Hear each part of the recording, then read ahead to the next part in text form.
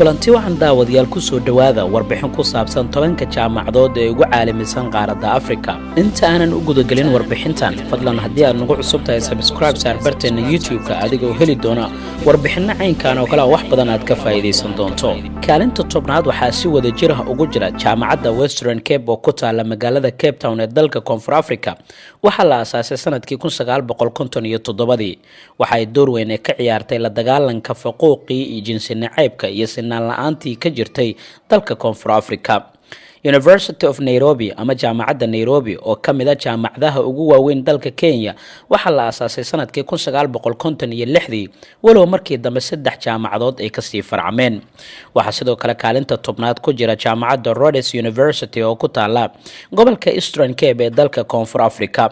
sidoo kale kaalinta tobnaad waxaa ku jirta jaamacadda Northwest University oo ku taala isla dalka Koonfur Afrika. jaamacadda Azalt University oo ku taala dalka Masar oo la aasaasay sanadkii 1957 waxay ku jirtaa kaalinta tobnaad ee 10 jaamacadood ee ugu sarreeya qaaradda Afrika.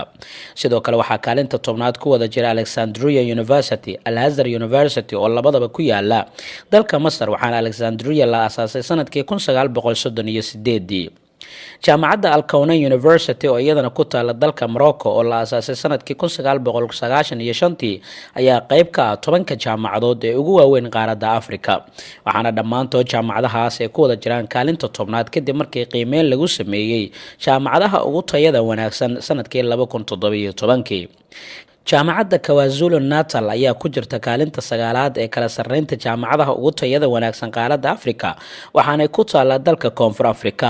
waxay leedahay 5 kambas oo waaweyn oo ku yaala gudaha dalkaasi. Ain Shams University waxa ay gashay kaalinta 8aad ee jaamacadaha ugu tayada wanaagsan qaaradda Afrika. waxay ku taala dalka Masar. waxay kaalinta 17aad ee kaga jirtaa jaamacadaha ugu wanaagsan dhanka Carabta, waxaana magaalada Qaahira lagu aasaasay sanadkii 1950.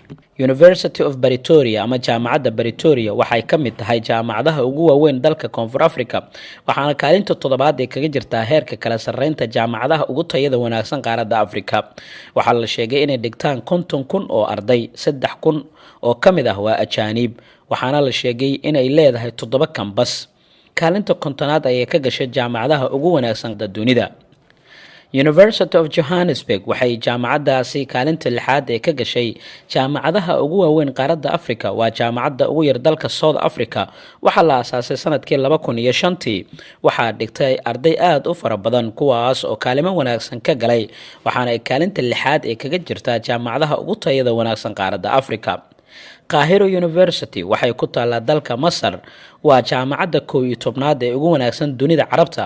xarunteeda ugu weyn waxay ku taala deegaanka Giza oo 20 kiiloomitir dhanka koonfur galbeed kaga beegan magaalada Qaahira.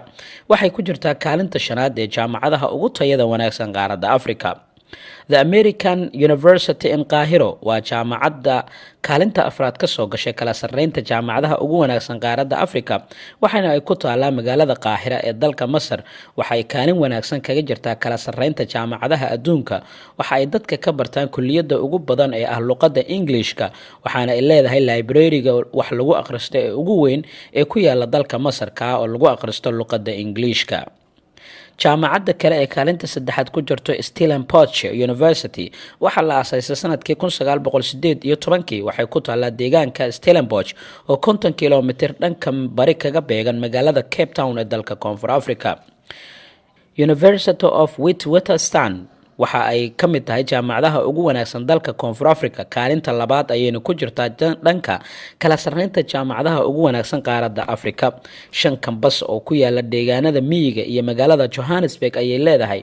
waxaa dhigta 38,350 arday, 3,670 kamid ah waa ajaanib sida la sheegay, kuwaas oo aan u dhashan dalka Koonfur Afrika. kaalinta 1aad ee kala sarreynta jaamacadaha ugu wanaagsan qaaradda Afrika waxaa hogaaminaysa University of Cape Town. waxa ay ku taalaa dalka Koonfur Afrika, waxaana ay ka mid tahay jaamacadaha ugu waaweyn dalkaasi Koonfur Afrika. waxaan rajaynayaa inaad wax badan ka kororsateen jaamacadaha ugu wanaagsan taya ahaan dalalka qaaradda Afrika. warbixintaas ayaanu ku soo koobaynay. la soco mar walba 10ka ugu wanaagsan iyo 10ka ugu xun ee dunida caalamka.